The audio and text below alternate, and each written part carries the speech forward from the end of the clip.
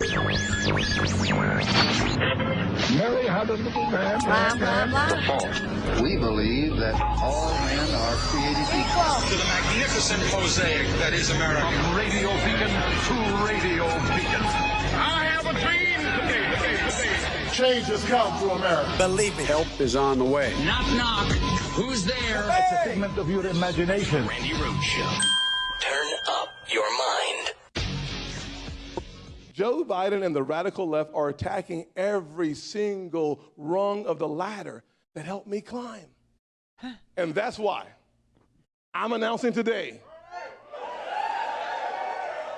that I'm running for president of the United States of America.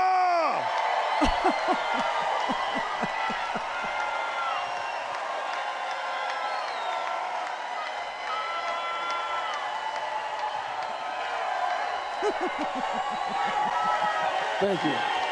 Thank you.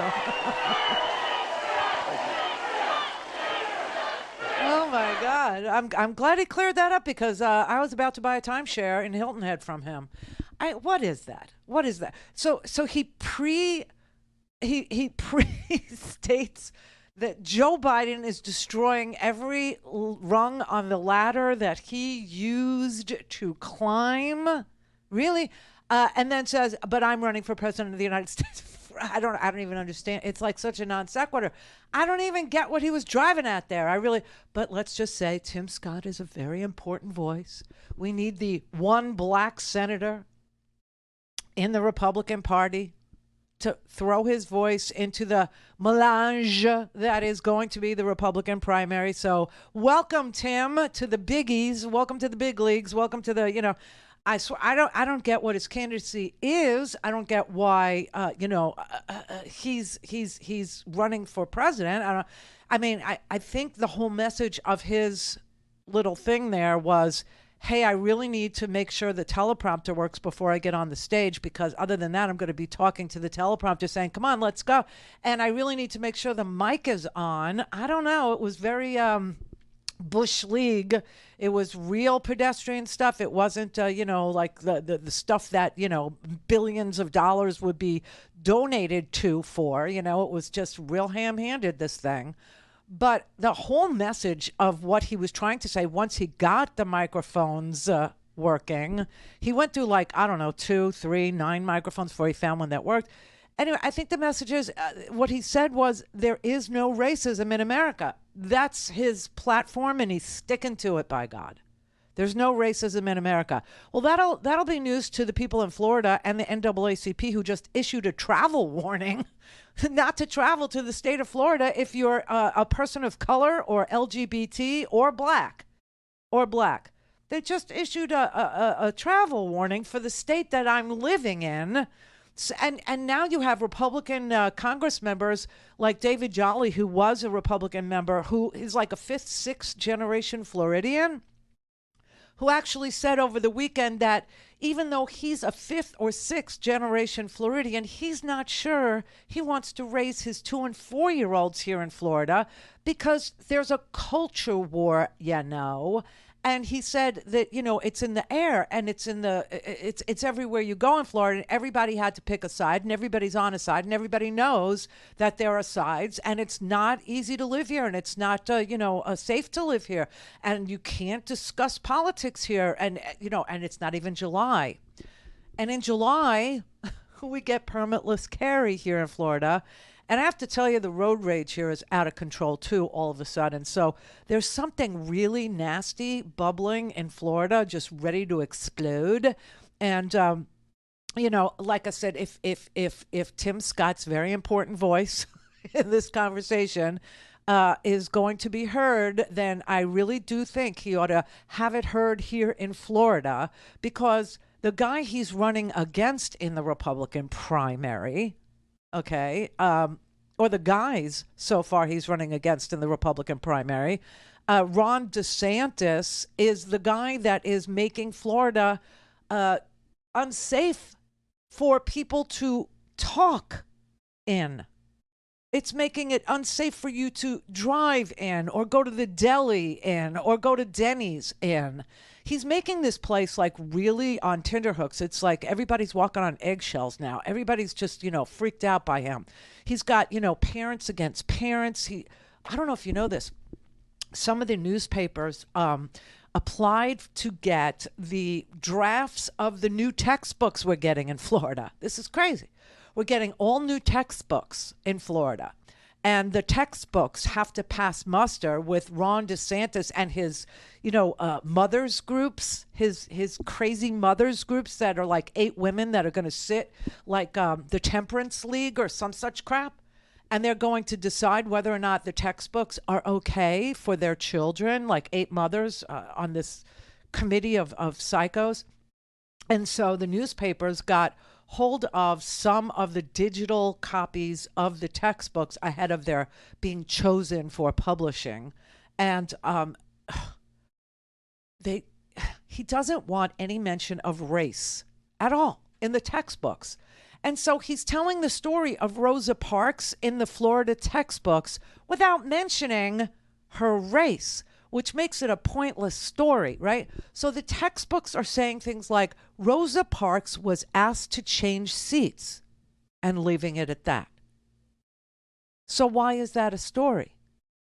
Why is that in a history book that someone was asked to change seats? What was it about her that made her someone who had to change seats or could be asked to change? I mean, I don't even understand what he's driving at here. I don't even understand what this is about. But you talk about the word whitewash. Oh, my God. I mean, this is the strangest thing I've ever seen in my life. So, hey, Tim, come down here to Florida and have a little talk with Ron DeSantis and find out why he wants the story of Rosa Parks told in a race-neutral manner. Because if you told her story in a race-neutral manner, she would have no story. There would be no story there. There would be nothing to tell. It's very sick. It's very twisted what's going on here. But, Tim Scott's entire, speech today was about how, anybody that tells you that we have racism in America is lying to you. We don't have racism in America. There is no racism in America. Look at me. I'm one of 50 Republicans in the United States Senate. I'm the only one who's like a big, bald black guy. The only other big, bald black guy is Cory Booker, and he's on the other side. I don't even understand like what this message is. But he was very, very, trying to tell you. He was very into telling you that you should look at his stage, that look at everybody here. There is no racism in America. And then he started saying, because I don't know, he was doing amens and hallelujahs and clapbacks and all kinds of churchy stuff he was trying to get away with, while he was saying that all we need is unconditional love for each other and everything will be fine. Well, perhaps that's so, but we don't have unconditional love in this country. And the reason we don't have it is because your party is waging a culture war and finds it very advantageous to say that one is someone other than a real American. And this one is someone other than a white Christian nationalist. And that one is someone other than a Christian. And that one is someone other than whatever. Okay. So you got a problem here with your message, because I don't know. I don't understand how you think racism is over in this country simply because you're running for president. And then he told the story about how he was raised by a single mom and he was, not rich and poor and blah, blah, blah. And now he's hoping that he can be a president of the United States. I'm sorry, but that story's already been told. Been there, done that. Please go look up on Wikipedia or whatever, encyclopedia you like to use, Barack Obama. Because it has happened. We did have our first African-American president. He was raised by a single mother. They weren't rich. His daddy was from Kenya. I don't know what he's trying to do here, but a very important voice in the Republican primary.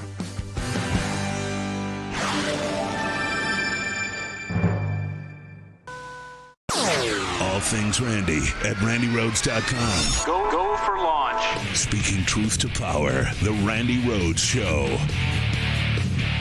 The NAACP has issued a new advisory about traveling to the state of Florida. It states, Florida is openly hostile towards African Americans, people of color, and LGBTQ plus individuals. Before traveling to Florida, please understand the state of Florida devalues and marginalizes the contributions of and the challenges faced by African Americans and other communities of color.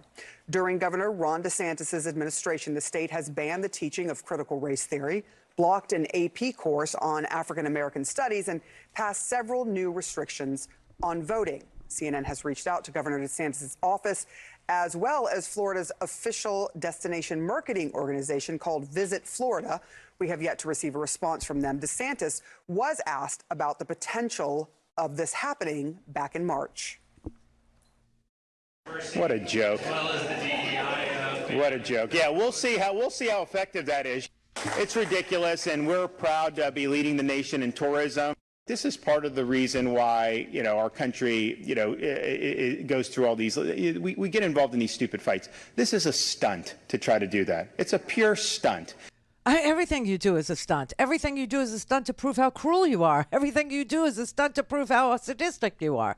I mean, honestly, why would you say you can't teach an advanced placement course in college on African American studies? Why would you take the story of Rosa Parks and make her some nondescript person who was just asked to change seats for no apparent reason? I mean, it's like, I swear to God, it's like a race to the bottom in this Republican Party. It's a race. It's like, your move, Texas, your move. So that was a stunt, but importing immigrants just to export them to Massachusetts was not a stunt. That wasn't. Right. He's done so many horrible, sadistic, evil, ugly, terrible things that you forget that he buses migrants to Martha's Vineyard, and steals Venezuelans out of Texas to send to Martha's Vineyard because Florida doesn't have right now a massive immigration issue.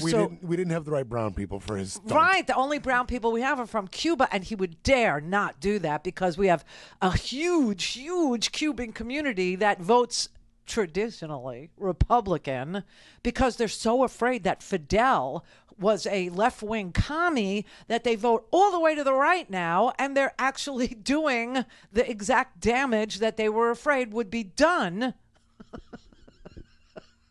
But anyway, we don't have any Mariel boatlift things going on here, right? So he had to go to Texas, and he had to handpick migrants to steal from Texas to ship to Martha's Vineyard, and he chose Venezuelans. He chose them. He doesn't think that he's got a big Venezuelan contingent here that votes Republican, but he's pretty sure he had Cubans that do, so he wouldn't dare. But I mean, honestly, this is such a race to the cruelest conclusion of mankind in Florida. It's just so, I mean, the NAACP said that Florida has become hostile to Black Americans, people of color, and LGBT, but Fox chose not to report the LGBT portion of it. No. Speaking of Florida, yes, the NAACP has issued a travel advisory for the state of Florida, and they wrote in part this. We talked a little bit about this. Under the leadership of Governor DeSantis, the state of Florida has become hostile to Black Americans and in direct conflict with the democratic ideals that our union was founded upon. The NAACP hereby issues a travel advisory to African Americans and other people of color regarding the hostility towards African Americans in Florida. Obviously, they're trying to damage Ron DeSantis during his big week. Please, you couldn't damage him any more than he's damaged himself. What damage could possibly be? Yeah, and why ... did you leave out the LGBT portion of the NAACP's travel advisory? Can you believe we have travel advisories that are warning people not to come to a state whose entirety depends upon tourism? I mean, the entire tax base of this state is reliant on tourism. And this man has picked a fight with Disney. Yes, picked a fight with Walt Disney World, which is responsible for a large portion of our tourism dollars. And now you have to warn people who might not be, super straight, not to come here because and our gay pride parades were canceled. Do you know that we had to cancel all the gay pride parades here in Florida because of him? I mean, how are we damaging Ron DeSantis? That's what I want to know. How is anybody who is not Ron DeSantis damaging Ron DeSantis? So you say they canceled a gay pride parade in Florida. That means they just basically canceled Key West, then. Right. They canceled Key West. They canceled Tampa. They canceled Fort Lauderdale. They've canceled like every beach community that we have here, that is vibrant and happening. No, this is so unbelievable. I swear to God. So Florida has become the state that is most hostile. Like I said, your move, Texas, your move, Mississippi, your move, Arkansas. We're now Floribama. And we're damaging him. Oh, please, give me a freaking break. This is so horrible. So David Jolly, who is a former Republican congressman from Florida, I was talking about him just before, right? And he quit the Republican Party over this kind of hatred and isn't a congressman anymore because he's had it with this. But he said, listen, this man is cruel and he's weak, and that's why he's choosing culture wars. Culture wars have two sides, and not everybody agrees with Ron DeSantis. And I think we have pivoted now from evaluating the rise of Ron DeSantis to now evaluating who he is. What is his ethos? Because to reach into Texas and fly migrants to Martha's Vineyard, to deny science and history, to attack the LGBT community, to do all of these things reflects a certain cruelty and darkness of one's personal ethos. And I think Ron DeSantis is now going to be seen as that. That will be his defining characteristics, not as the future of conservatism, which is the opportunity lost for Ron DeSantis to try to be the person that comes after Donald Trump. And I think we are seeing the fundamental weakness of Ron DeSantis by seeing these other Republican candidates now say, hey, I might get into this race as well, because they're seeing one thing, Jonathan, that Ron DeSantis has yet to be able to take a Trump voter away from Trump. Ron DeSantis inherited what I call the no more Trump Republican constituency that was looking for anybody. And he had a successful record in Florida, so they all went to DeSantis. But he has yet to take a Trump voter, which is why we see Trump's numbers still going above 50%. If you're Sununu, Christie, Youngkin, you might say, hey, DeSantis is weak. I've got as good a shot as he does. Oh, my God. So Ron DeSantis has absolutely no ability to take away a Trump voter from Trump. And the reason why people liked him is because they thought that he would be Trump without the baggage. And so his lane is now blocked by Donald Trump and his bags. I don't know. And somehow I'm damaging him. Somehow, listen, he has made Florida undesirable even before his ban on science, which will make it uninhabitable. Did I mention that we are at sea level here in this here state? Yeah. So I don't know. I honestly, your move Mississippi, your move Alabama, your move Texas, your move Arkansas, your move, Tennessee. It's a race to the bottom. Come on, let's play. Call in, connect. To speak to Randi, call 561-270-3844. 561-270-3844. I can't think of, you not being in Florida. You've represented Florida. What's going on? I did it. Right. And look, we're fifth or sixth generation. I love the state, but we have a 4-year-old and a 2-year-old who I hope can grow up in a community that is inclusive, that exposes them to diverse thinking, diverse cultures, and allows our family to make decisions about which value set to orient our children around and ultimately give them the opportunity to make their own decisions. What has happened in the DeSantis era, the DeSantis administration, is not just the attack on the LGBT community, the migrant community, the African-American community, the denial of science and history, but it has brought back the implicit biases that as a nation we have been trying to move away from ever since the civil rights movement. He has brought that back. You feel it. You feel unwelcome, and it is a real decision to make whether to raise children in the state of Florida. Oh, my God. I mean, and that is a fifth, sixth generation Floridian who ran to represent Florida. David Jolly was a very well-respected Republican serving in the House of Representatives until the Trump era, just pushed him, to the brink where he had to choose. Now, what's interesting is Tim Scott and DeSantis and all, for all their announcements about being president, both of them so far are not leaders in that. When Tim Scott announced today, this is why I found it so grotesque, that right on the heels of saying that the uber left and Biden are destroying the rungs of the ladder that he used to pull himself up, which makes no sense. You don't pull yourself up on a ladder, you climb a ladder, whatever. That he made no mention of Donald Trump, that he made no mention of the hostility or the hatred while he was saying unconditional love is the way forward, giving a message of hope about, the Republican Party. But he trashed Biden repeatedly in his announcement that he was running for president. DeSantis does the same thing, talks badly about Biden. They say nothing about the coup plotter. They say nothing about the man who literally separated women and children. They say nothing about the man who threw paper towels at, the people of Puerto Rico after the worst hurricane in modern history. They say nothing about his, handsiness, let's call it, with women.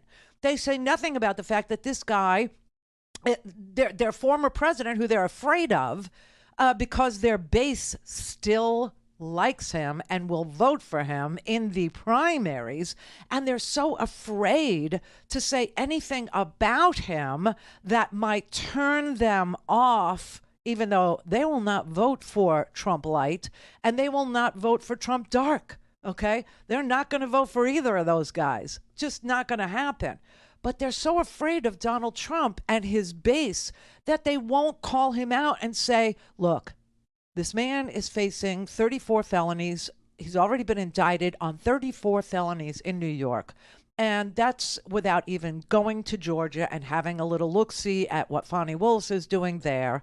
And that will probably turn into some RICO Act violation. And RICO stands for Racketeering Influence Corrupt Organization. And you can't have a president who's facing RICO charges and 34 felonies in the state of New York to be the head of the Republican ticket. You just can't. And they won't say that. They won't say that. Instead, they say Joe Biden is pulling the step stool out from under Tim Scott. Are you freaking kidding me? You're insane, okay? The big pieces of legislation that Joe Biden was able to shepherd through and get into law, the Inflation Reduction Act, the Chips and Science Act, the Infrastructure Act, the things that have invested in places where no one has invested in years and years and years. The Rust Belt is called the Rust Belt because it's a rusty belt of nothingness, and that is where the money goes. That is where the Inflation Reduction Act, which is not just a historic policy, it's a historic jobs policy with incentives built into the subsidies, the tax credits that are associated with businesses who locate their green energy plants, their factories, their battery factories, their components, their solar panel factories, their wind turbine parts factories. If you locate them in the Rust Belt, in places where there were coal jobs, in places where there were fossil fuel jobs, if you go and relocate to those particular places, you can earn even more in tax credits. It's built into the Inflation Reduction Act. And that is the very first time that Congress has ever used clean energy tax incentives, not only to make more jobs, but to ensure that the jobs have high labor standards, right? And that they transition the fossil fuel workers who are either sidelined and out of work because they work for coal companies or have good paying jobs working for fossil fuel and could work for even more money, like say they're making an average of $52,000 a year. Now they can make $77,000 a year. Being an apprentice in the green energy field, 93% of apprenticeships end up in full-time employment at an even greater salary. And that's built into the Inflation Reduction Act. You know, nobody wants to talk to you about all this stuff that they are trying to kill with their crazy deficit, hostage taking, right? They want to hold the United States hostage to their ridiculous plan. Their ridiculous plan to cut, even though Joe Biden, obviously, in his plan, cuts $3 trillion off the top of the deficit, cuts $3 trillion, and has already taken $1.7 trillion off the total of the deficit, while they have constantly added another 30% here, another 40% here, another tax cut there. We told you that if it wasn't for the Bush tax cuts and the extension of them, and the Trump tax cuts, which they now want to extend, we would be $10 trillion less in debt. That's what it cost.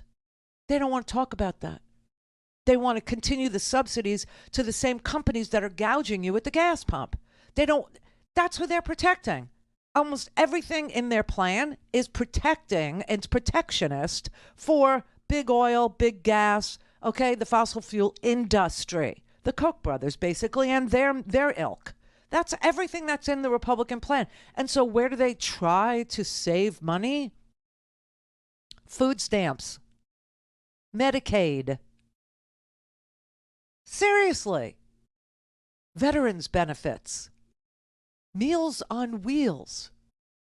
I'm telling you, it is so vile what they're doing. It's such a ruse. It's such a shell game. It's a Ponzi scheme almost, And everything that they're doing in this stupid, we got to cut, trying to talk you into cutting your nose off despite your own face. They're trying to tell you that, yeah, you work, but not everybody does. Oh, really? We have 3.4% unemployment in this country. Everyone who can work is working. And they're still trying to peddle this lie that, not enough people are working and, everybody that... No, the problem in America is people are working 1, sometimes 2, sometimes 3 jobs and still need food stamps. Why? Because they have to pay for childcare so that they can go to work, and because they have 2 and 3 jobs and they require gasoline and they're being gouged there. This is the Randi Rhodes Show. To speak with Randi, dial 561-270-3844. That's 561-270-3844. If the right-wing Republicans force a default, it will mean the loss of millions of American jobs. Interest rates on mortgages and credit cards will soar. Oh, my God. And Americans will lose trillions of dollars in household wealth. As disastrous as it would be to default on our debt, it would be equally disastrous to pass the outrageous Republican proposals. Under their proposals, it has been estimated that up to 21 million Americans would lose Medicaid, ripping away the health care they need to stay alive. Over 1 million women, infants, and children would not receive the nutrition they need to stay healthy through the WIC program. Nutrition services, such as Meals on Wheels, would be cut for more than 1 million low-income senior citizens in this country. Oh, my God. Over 640,000 families would lose access to rental assistance, and more than 400,000 low-income families would be evicted from Section 8 housing. 200,000 children would be thrown off of Head Start, and 180,000 kids would lose access to child care. 80,000 jobs would be cut at the VA alone, impacting the quality of care we provide to the men and women who put their lives on the line to defend us. All of this is absolutely unacceptable. Meanwhile, while imposing draconian cuts on some of the most desperate people in this country, the Republicans are refusing to ask the wealthiest people in America, the people who have never, ever had it so good, to pay 1 nickel more in taxes to start paying their fair share of taxes. Further, they are refusing to cut defense spending at a time when we already spend more on defense than the next 10 nations combined. I mean, that list of what the Republicans have in their plan is just so, it's so earth-shattering. It just shakes you to the core when you actually understand what's in their plan, like who they're looking to And the little tiny bit of money that they would save by making these cuts, as opposed to Biden's plan, which actually collects revenue and decreases the debt by $3 trillion simply by raising taxes on people that make over $400,000 a year, but mostly on the very top 1%, mostly on billionaires and corporations. But no, why don't they just admit that they hate poor people? They hate them. They hate veterans. They hate people who are mortgage holders. They hate women and infants who qualify for WIC, which is just, WIC is just, like milk. It's like Infamil. I mean, this is what we're talking about. Women with infant children, okay? Meals on Wheels on the other end. 1 million seniors get Meals on Wheels in this country, and they want to end that? They want to end that. In a time when we're all sitting there scratching our head and on the various body parts going, what do we do about homelessness? What do we do about homelessness? Why, housing has gone through the roof. It's costing a fortune. Well, what's interesting? That in Biden's Inflation Reduction Act, there is actually a tax credit available to construction companies who build affordable housing with green energy principles in play, meaning solar panels or connecting it to wind power. Okay, there's like you could get up to 50% of the costs covered by the United States government if you built this kind of housing in places where that kind of housing is is like super needed. And they're trying to say, well, we don't want to do that. We want to cut 640,000 people off rental assistance. Will that add to the homelessness or will that subtract from the homelessness? What do you think? 200,000 kids will lose their ability to get, pre-K. That's Head Start. 200,000 kids, 180,000 moms and dads would lose coverage for childcare, okay? And 80,000 VA jobs. This is their answer. This is what they're going after. And in their plan is nothing but tax subsidies as far as the eye can see for fossil fuels, for the fossil fuel industry. This is their bill. This is their solution. And by the way, it doesn't belong in a debt ceiling negotiation. Nothing does. The debt ceiling is raised with no strings attached, has been like 70-something times in our history. This belongs in a budget conversation, not in a debt ceiling conversation. And anybody that wants to know that can know that. Throughout the history of our country, the United States government has done what it is supposed to do. Not too surprisingly, we pay our debts. That's what we have always done. In fact, over the past 63 years, the national debt limit has been raised nearly 80 times, 49 times when a Republican has been president and 29 times when a Democrat has been president.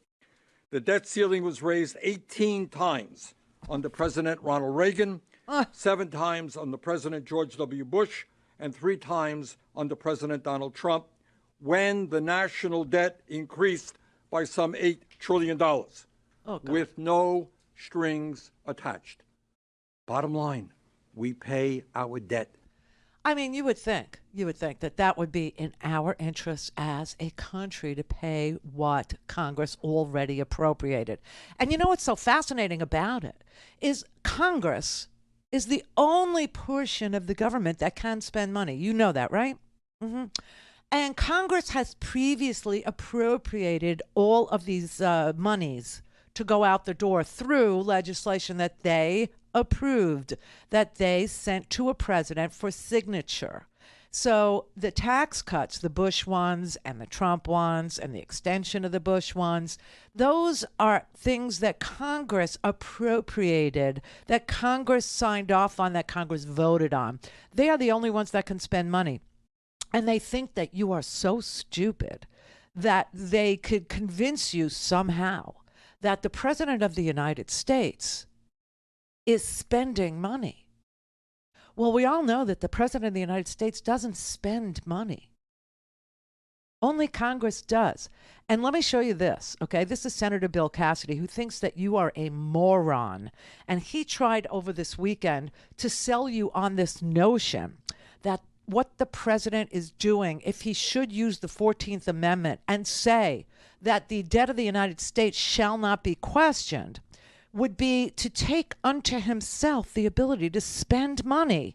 That is so far from the freaking truth that it just makes everyone he's saying this to feel like he's disrespecting them. President Biden also said this morning that he thinks that he has the authority to lift the debt limit on his own using the 14th Amendment, though he said it's unclear if he has time to use it given all the legal challenges that would ensue. The amendment says, quote, the validity of the public debt of the United States shall not be questioned, unquote.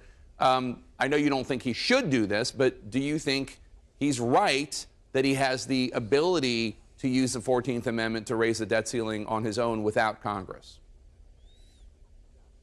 You know, I'm not an attorney. It does sound like he's kind of squibbling around a little bit. What? His left wing wants him to invoke it. It's one more example of the president taking the constitutionally delegated authority of spending from the House of Representatives and trying to kind of aggregate it into the White House.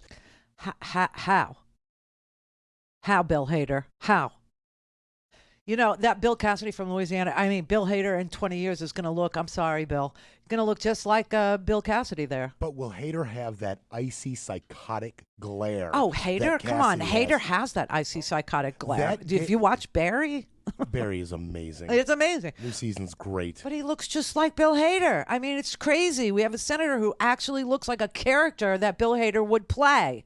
Anyway, the disrespect that Bill Hader showed for you and your intellect and your ability to discern for yourself that it is indeed true that only Congress can spend money and that all that Biden would do is invoke his loyalty to the United States Constitution by saying we pay our debts. That is not spending. That's paying the money Congress, you, already appropriated through due process, meaning you debated, you had hearings, you voted, you marked it up, you amended, you voted again, it passed a filibuster, whatever, and then you sent it to a president's desk. And the president signed off on it, meaning those tax cuts, $1.7 trillion. Before that, the Bush tax cuts. And then the re-upping, the extension of the Bush tax cuts, which, if we didn't have any of those, if we didn't do Bush, Bush 2, and Trump, we wouldn't have a deficit. No, we wouldn't. The revenue would still be flowing in a positive direction.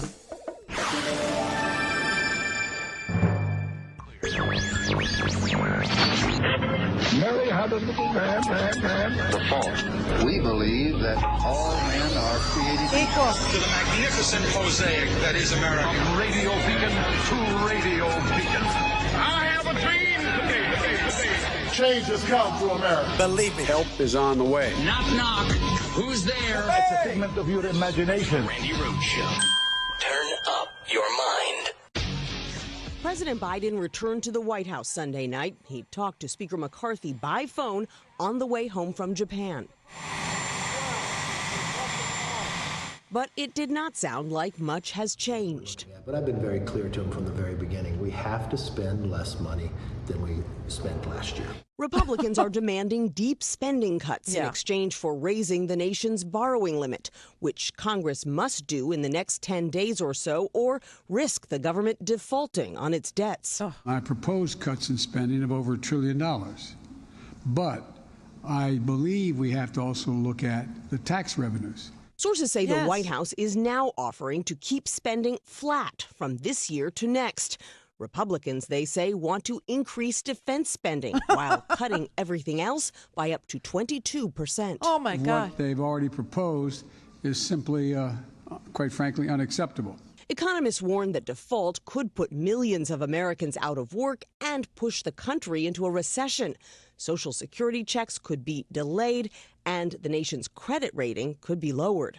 It's the risk of the downgrade that we got to worry about, which is why It's incredibly time sensitive. With talks between White House and Republican negotiators faltering, some Democrats are now urging the president to exercise his authority under the 14th Amendment and raise the debt ceiling on his own without Congress.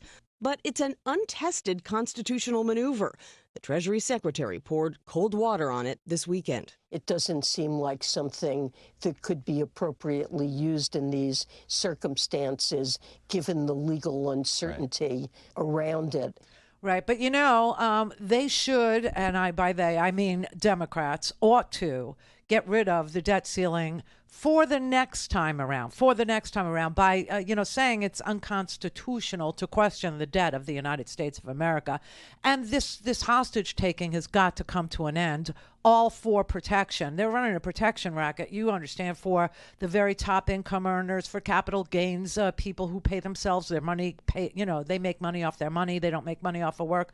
And also, fossil fuels and big pharma, they're running interference. Because if you look at what the Inflation Reduction Act is going to do, if you look at where we actually close the gap between what we spend and what we owe, then you have a party called the Democrats who would raise revenue, meaning raise taxes or repeal the tax cuts that they've enjoyed under Bush and then an extension of Bush and under Trump. I'm sorry, we just can't afford that anymore if that's their position. But why take it out on people who get Meals on Wheels? Why don't they just admit that they hate freaking poor people? Just get it over with. Work requirements are already the law. Federal law requires adults under 50 without dependents to work at least 20 hours a week to receive SNAP food aid benefits. SNAP. And the majority of Medicaid recipients are working, 61% of them in 2021. And those who weren't working were taking care of small children, disabled, retired, or in school. So what Republicans are pretending to negotiate on is nothing except sticking it to the working poor. As usual, the cruelty is the point. The cruelty is the point, right? And so here we are in a race to see whether or not responsibility carries the day or sheer meanness. Randy, there cannot be a world in which there's Republicans or even MAGA Republicans that hear that list that Bernie Sanders gives us, understands what they want to cut, and are on board just to trigger the libs. It can't be a thing.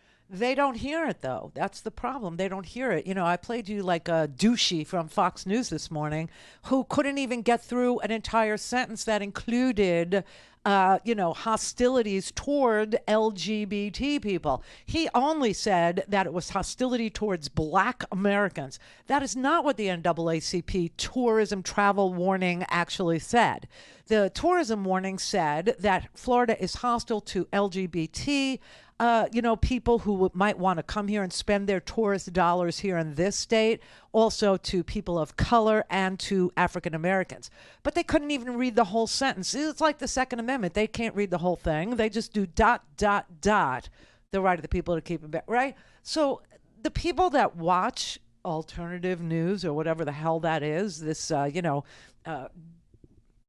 bullcrap, faux news, fake news, one vowel away from what it does to the news channel.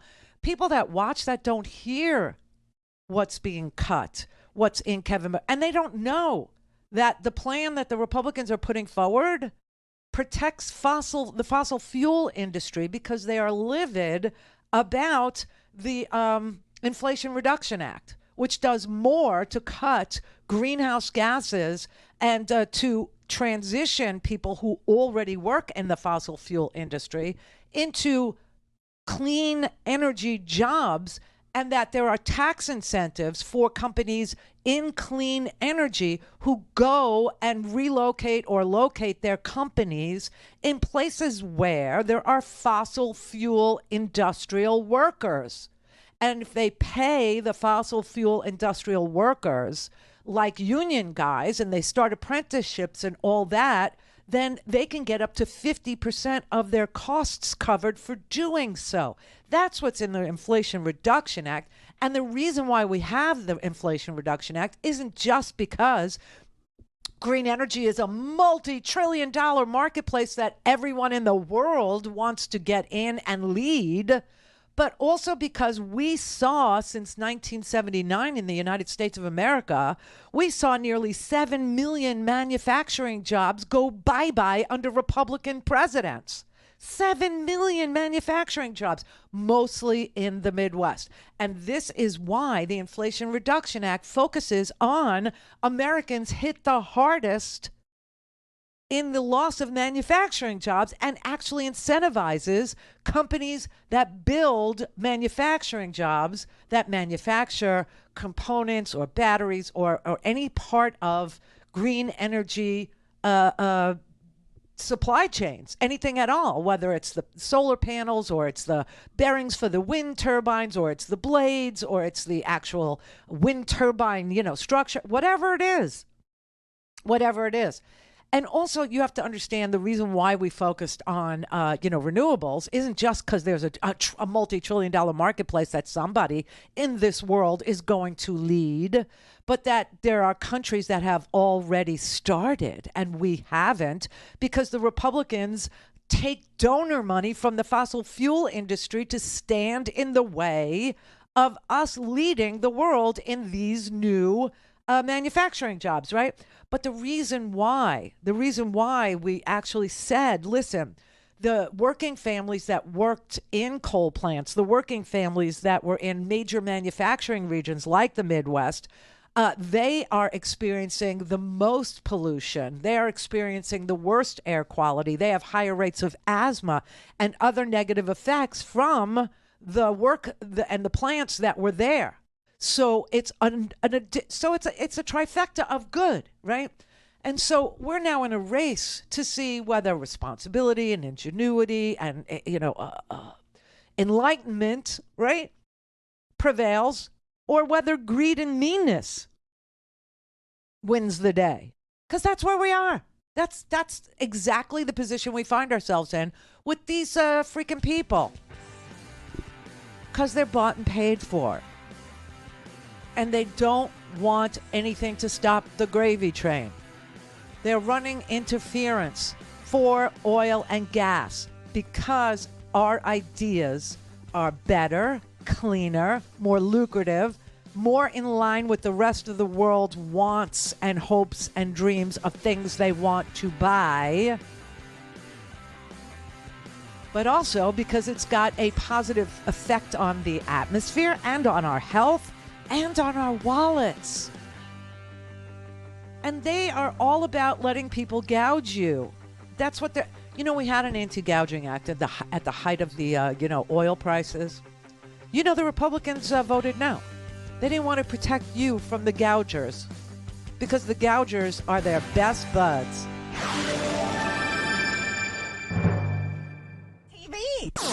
All things Randi at RandiRhodes.com. Go for launch. Speaking truth to power, the Randi Rhodes Show.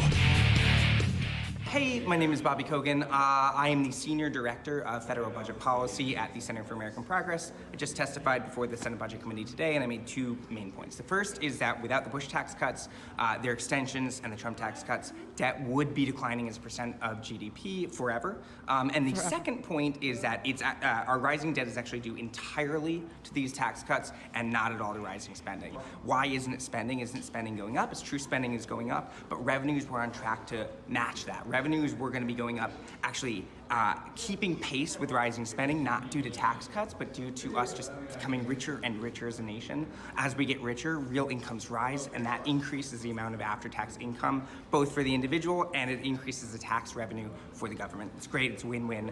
And so revenue was on track to fully match this spending, but it no longer is after these tax cuts. And if you go and you look at the last time it was projected that we were going to have stable debt, right? If you're like, how do we get from having debt declining for forever to debt rising for forever, and you look at those projections, spending is down, not up, right? Spending is simply lower than the last time you had that projection. So if you ask the Congressional Budget Office, which is kind of the neutral arbiter of these things, if you say, hey, explain to me how we got from there, what did spending do? They'd say spending decreased the debt relative to those old projections. So 100% of it, well, technically more than 100% of it, 100% of it comes from these tax cuts. These tax cuts were regressive. They went disproportionately to the well-off. And so we have the only reason we have a debt, the increasing debt ratio, therefore, is tax cuts that were regressive.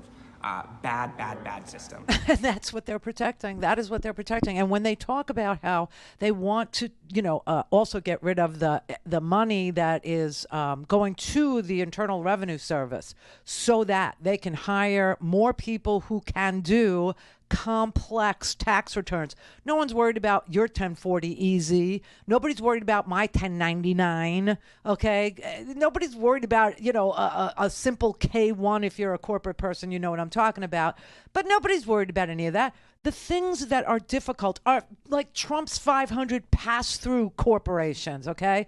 The carried interest loophole, the people whose money makes money, and they pay a lower capital gains tax rate than a secretary does on her income that she's earned through working for some douchebag, okay? So honestly, they are running interference between the rich, the fossil fuel industry, the people who want those loopholes to remain loopholes forever, which is causing us to have a gap in spending, a gap in revenues coming in to cover the spending. And so where do the Republicans look? Where do they always go? Where do they attack? Who do they try to talk into cutting off their own nose despite their own face? You. They try to tell senior citizens you don't deserve to have Meals on Wheels, even if the meal comes to your house and you're not even able to sit up and feed yourself, they still tell you should go out and work. It's unbelievable what they're doing. They want to cut, working families who are working 1, 2, 3 jobs, but are also paying for childcare, which is taking a big chunk out of their income that actually makes it into their budget in their house. And they're saying, well, we don't think that working people deserve SNAP benefits because if they're working, they shouldn't need them. But of course they need them because sometimes childcare costs more than you can make. Well, we want to cut childcare. What? Yeah, 180,000 people would lose the coverage that they get for childcare. I haven't even figured out who those people are yet or how they figured out the system that gets them childcare. But that's pretty cool that at least 180,000 Americans get some sort of help with childcare. 200,000 kids would lose Head Start seats, right? So no more pre-K. So that's almost 500,000 kids that now either you'd have to stay home to take care of them properly or you would have to pay for childcare. They are so horrible. They are such bad people. Seriously. And this is an old trope of theirs, going back to Ronald Reagan and his racist welfare queens. Now they call you a couch potato. Seriously. One social program, food stamps, had grown from a $70 million experimental program in 1965 to an $11.25 billion program in 1981. The government was draining off America's productivity and placing an enormous drag on the economy. Our workfare program says that welfare should be a temporary helping hand, not a way of life. I think it's good for the poor to begin to replace welfare with the work ethic, and we ought to recognize it. It infuriates me because they're talking about people who already work. They just don't make enough money to survive. We don't have a work ethic problem in the United States. No. In the Western world, this is the country where people don't use their vacation. They don't use their paid time off. People work, and we have a 3.5% unemployment rate. Right. So we don't actually have a work problem. There's no couch potato issue. But that said, this is just targeting the working poor, which is what happened during COVID, right? When we were negotiating for months those relief packages, and people didn't want people to get $600 right. without proving all sorts of things and jumping through all sorts of holes. We have a Federal Reserve that can issue debt to companies with no approval from anyone. But God forbid you give a human $600, a working American. So you mentioned it. Either people already work, or they're taking care of kids, or they're disabled. Medicaid, it's for people who don't have those means. That's right. So I think the honest thing to do here is to simply say, we'd like to cut this many billion from the budget, because that's what Republicans want to do, and we just want to take it away from these people. It's not, Kevin McCarthy and ilk are saying that if you put work requirements on, it encourages work. It encourages people to get to work, which is very much the language you heard from Newt Gingrich back there, or Rudy Giuliani, or Ronald Reagan.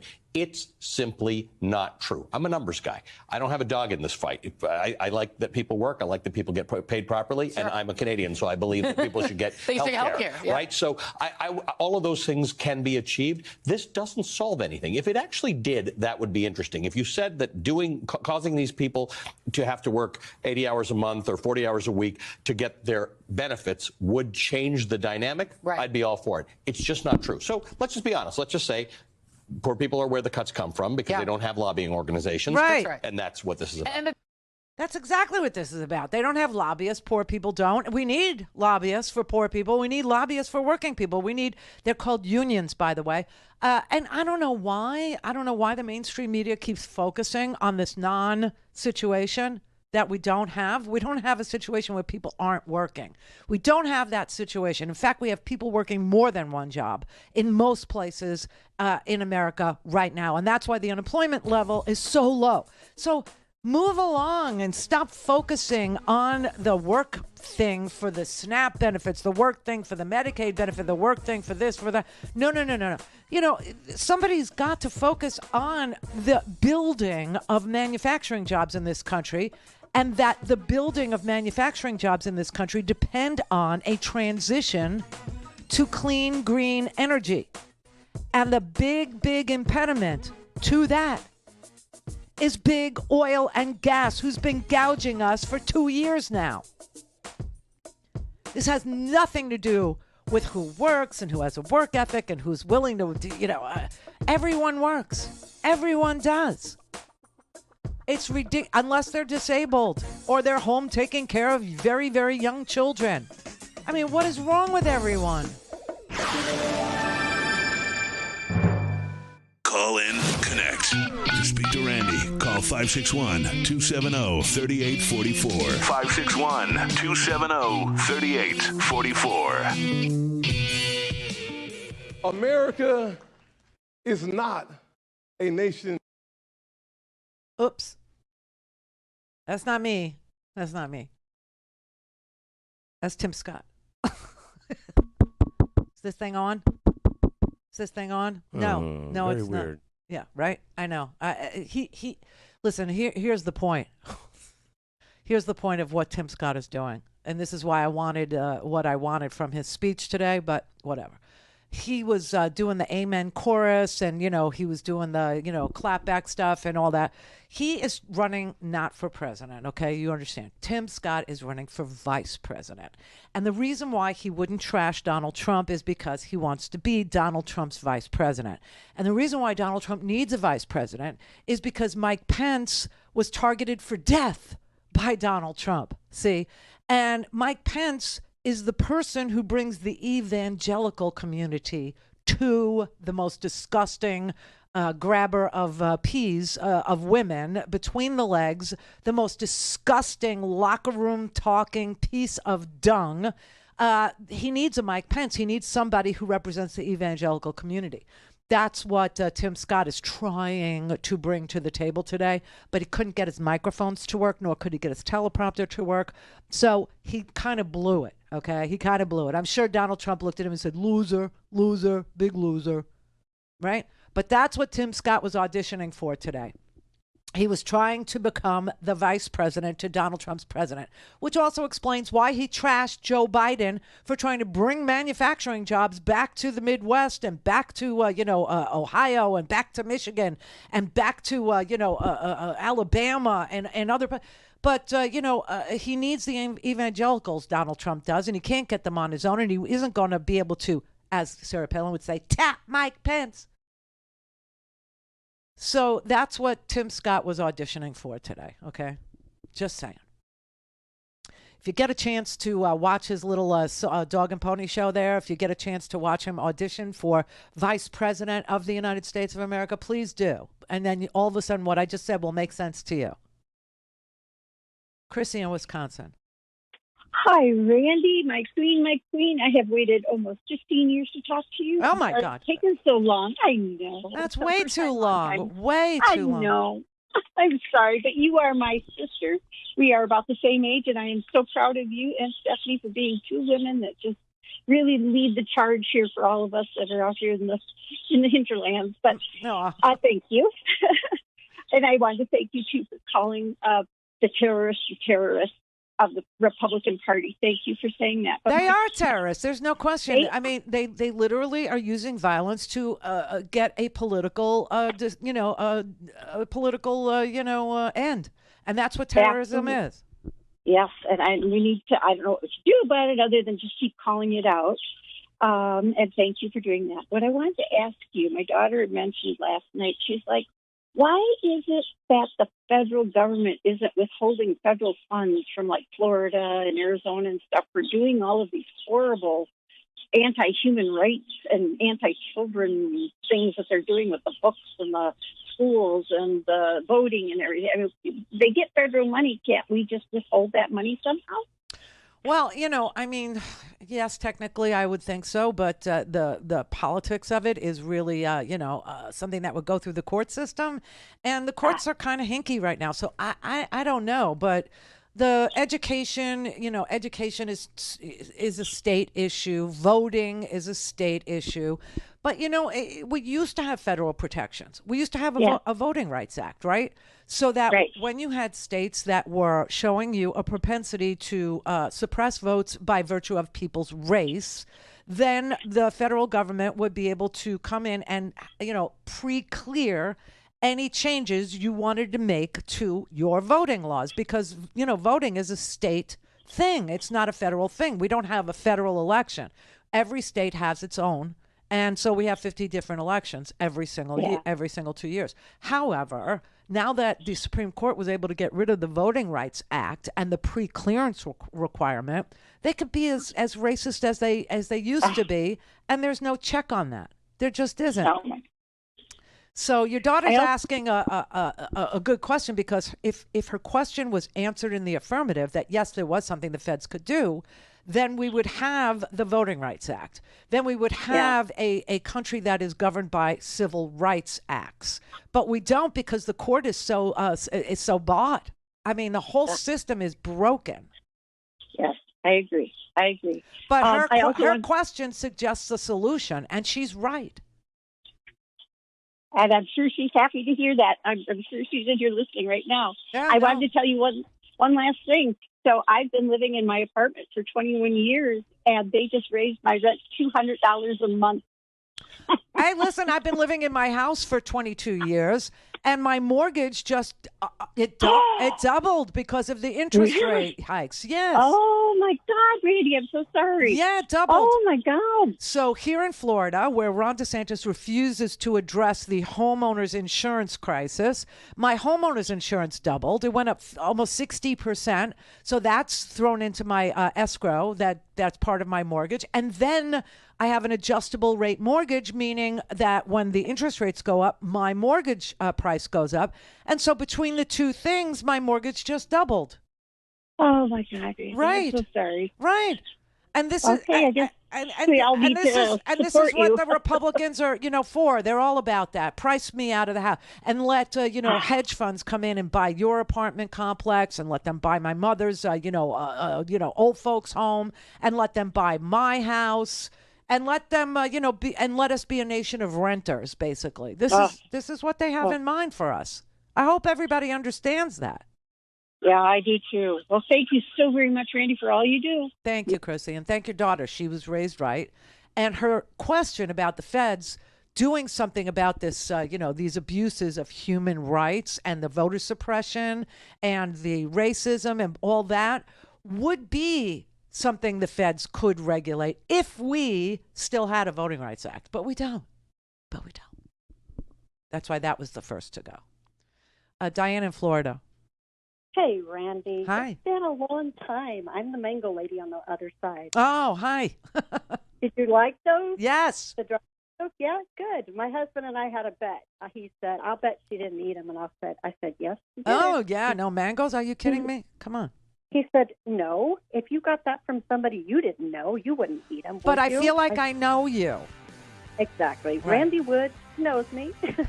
Plus, Randi makes me taste everything that comes to the studio like first. They're just hypocritical, flag-waving, warmongering, planet-hating, selfish bigots.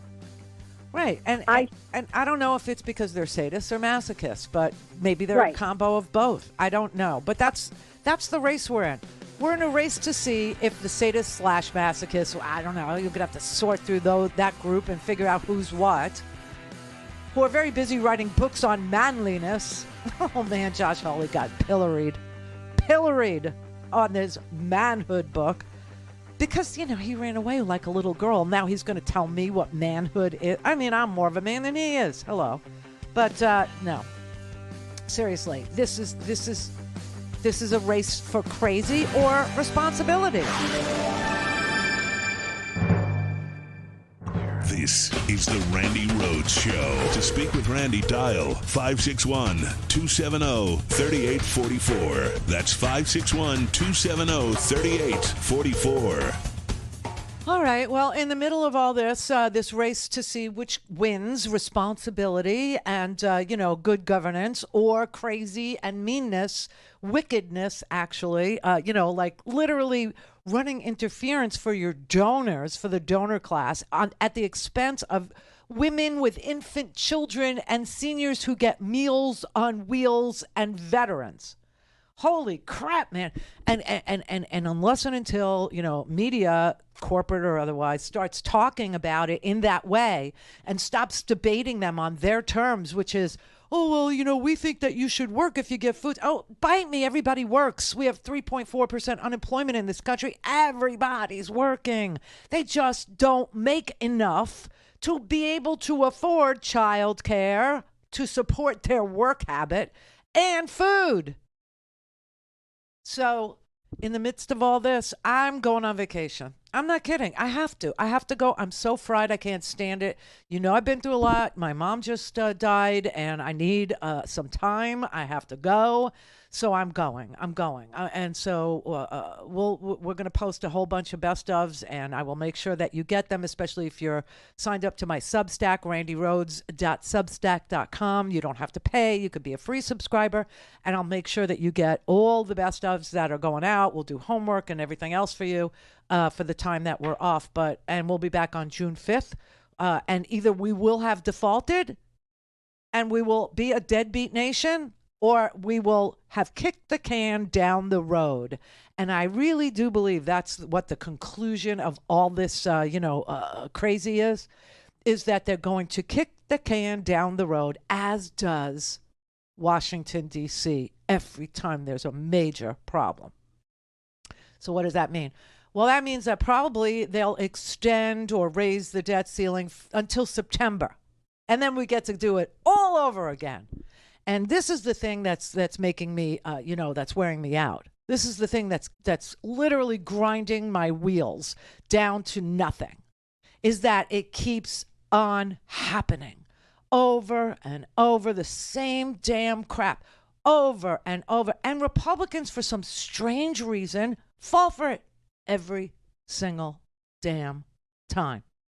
Every time that they raise lower taxes for the wealthy, they say the same damn thing. It'll pay for itself. It'll trickle down.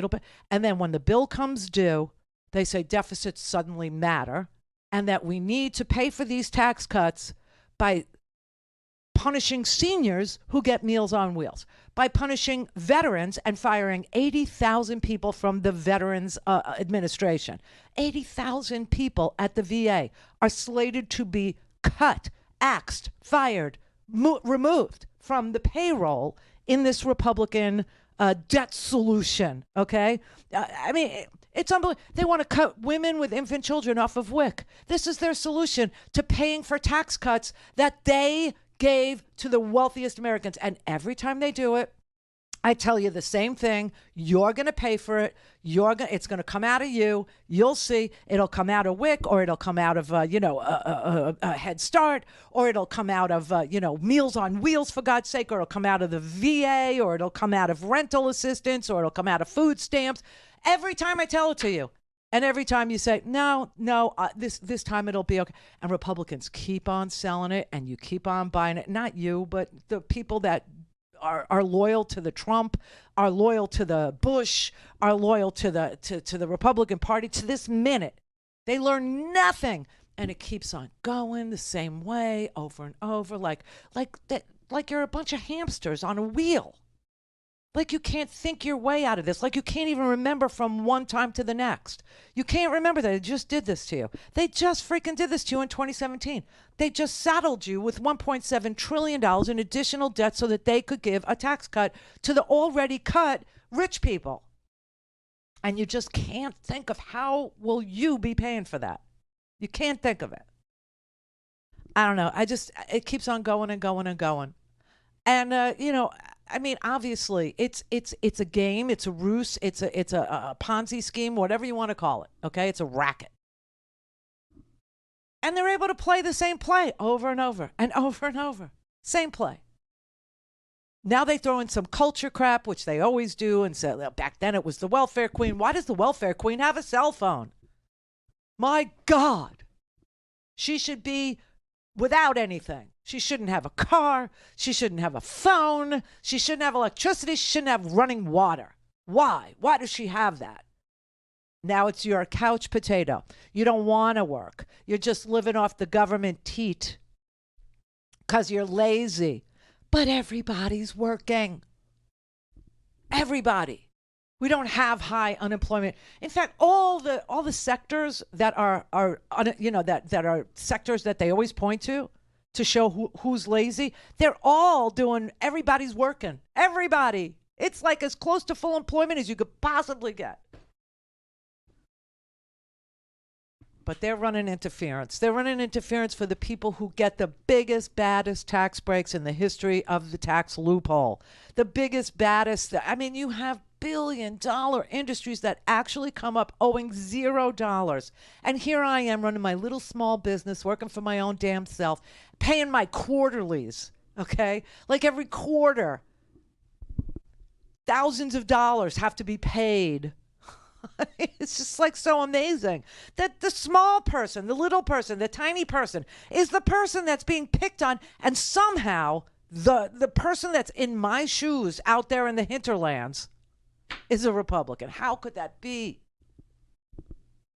I don't know. Brian in Lake Worth. Oh, hi, Randy. Hi. Hey, I just wanted to run something by you because I have heard absolutely nothing on the news about this. And it's a law that DeSantis was supposed to have signed. I guess it was last week. It's called the Protections of Medical Conscience He did sign it. Act. Yes, and nobody's talking about it. It's the right for doctors, nurses to refuse care. Yes, if they have religious objections. Absolutely. Right. And insurance, they said insurance, the payers too, they don't need to pay. It's the companies, the healthcare companies don't approve of it either. Whether it's mostly got to do with your LGBT people. And if an ambulance driver shows up at your house and discovers, oh, this guy's gay or this is a tranny, they do not have to carry them to the hospital. Uh-huh. And this is what, shocking you that Ron DeSantis is this cruel? That, and it's shocking that I have not heard the first word about this on any television, local or national. Yeah, well, I don't understand, like what you're listening to or why, that is. I don't know either. Well, we talked about it, so. Okay. I mean, I don't. When I tell you that he's cruel and that it's a race to the bottom and this culture war is on, and that he's signed a. Stop breathing. Stop it. And that he signed a bill that actually is now a law that says that he can take your children away if you are a parent of a child with dysmorphia, right? What are you doing? Huh? Trying to fix the shot. Oh, it's moving. It froze. Oh, the other. Don't even go to the. That's the one that. It's don't go to the other shot. Don't go to the other shot because there's something wrong Something's with the camera. going on with it, right? I know. I think it's Tim Scott. Tim Scott. Oh, look at that. It's resetting now. See, that's why I didn't want you to touch it. Oh, we're good on the live shot. We're okay on the live shot. No, I'm saying that camera, if you touch it, it's going, and you reset it, it's going to go like R2-D2. You know, it's. Well, I figured I'd give it a shot since we lost it anyway, but. Right. It's time for vacation, boy. I tell you what. Tony in Las Vegas. Hi, Randy. Hi. You know, I think it's time to get rid of this debt ceiling.